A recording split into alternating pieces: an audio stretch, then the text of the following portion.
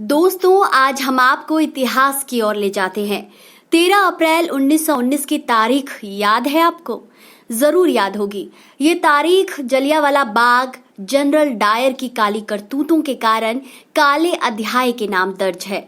भारत उस समय गुलाम था। इतिहास में ये घटना सबसे बड़े नरसंहारों में गिनी जाती है। अमृतसर का जलियांवाला बाग, जिसने पंजाब को ही नहीं उस समय के भारत को हिलाकर रख दिया था। मरने वालों में क्या औरत, क्या बुजुर्ग और क्या बच्चे। मरने वालों में 6 हफ्ते के बच्चे भी शामिल थे। उन तक को नहीं छोड़ा गया। बैसाखी का त्योहार था। लोग गोल्डन टेम्पल के दर्शन करने के बाद जलियांवाला बाग में जुटे थे। नो वकील, नो दलील और नो अपील वाला अंग्रेजी कानून रॉलेट एक्ट का विरोध जताने वाली मीटिंग जलियांवाला बाग में होने वाली थी। अंग्रेज जनरल डायर को इसका पहले ही पता था। कुल 1650 राउंड फायरिंग की गई। जब तक गोलियां खत्म नहीं हुई तब तक जनरल डायर की ओर से रुकने का ऑर्डर नहीं दिया गया। जलियांवाला बाग का संकरा और एकमात्र रास्ता हजारों लोगों की मौत की सीढ़ी बन गया। इस भीषण नरसंहार से पूरा देश क्षुब्ध था। रविंद्रनाथ टैगोर जैसी हस्तियों ने अंग्रेजों द्वारा दी गई ब्रिटिश नाइटहुड की उपाधि लौटा दी। इसी घटना ने एक 12 साल की उम्र के बच्चे को आगे क्रांतिकारी भगत सिंह बना दिया। इसी नरसंहार में जलियांवाला बाग में बाल बाल जिंदा बचने वालों में से युवा उधम सिंह ने 21 साल तक डायर से बदला लेने को अपनी जिंदगी का मकसद ही बना लिया। लेकिन ये सब तो बात रही भारत में चल रही उथल पुथल की। लेकिन ब्रितानी सोच और हवा में क्या पक रहा था, ये जानना कौन नहीं चाहता।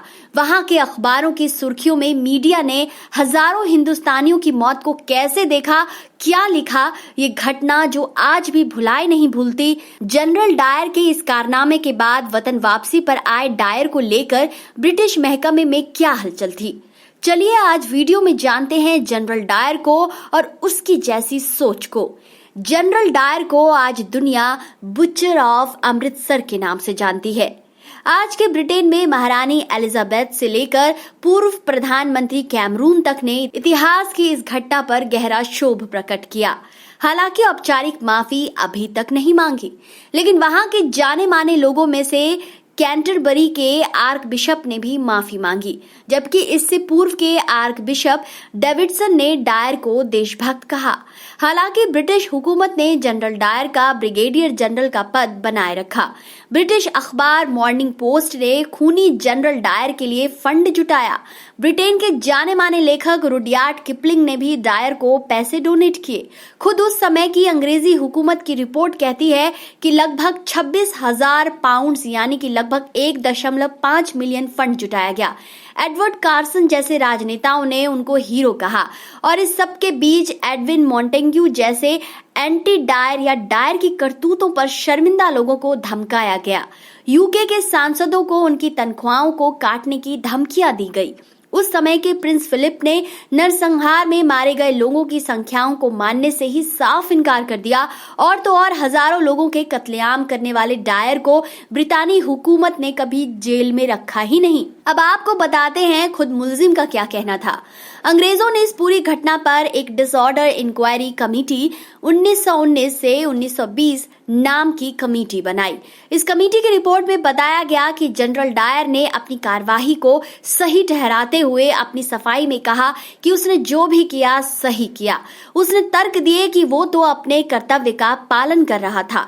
हालांकि डायर ने स्वीकार किया कि वो बिना फायरिंग के भी केवल चेतावनी देकर सभा को तितर बितर कर सकता था। लेकिन उसे लगा ऐसा करने से तितर बितर हुई सभा में वापस लौट कर आए लोग उसका मजाक उड़ाएंगे और उसे मूर्ख समझेंगे। यही नहीं, उसके साथी भी उसका उपहास करेंगे कि वो कुछ नहीं कर पाया। बस एक अंग्रेज ऑफिसर का मजाक न उड़ जाए कि चिंता ने हजारों राउंड चलती फायरिंग को रोकने का ऑर्डर भुलवा दिया। 1927 में एक लंबी बीमारी के बाद मस्तिष्क रक्तस्राव से उनकी मौत हो गई थी। भले ही जनरल डायर नहीं रहा, लेकिन उसके कारनामे इतिहास पर न मिटने वाला एक काला धब्बा बन चुके हैं। आप क्या सोचते हैं इस पर? अपनी राय हमारे साथ जरूर शेयर करें।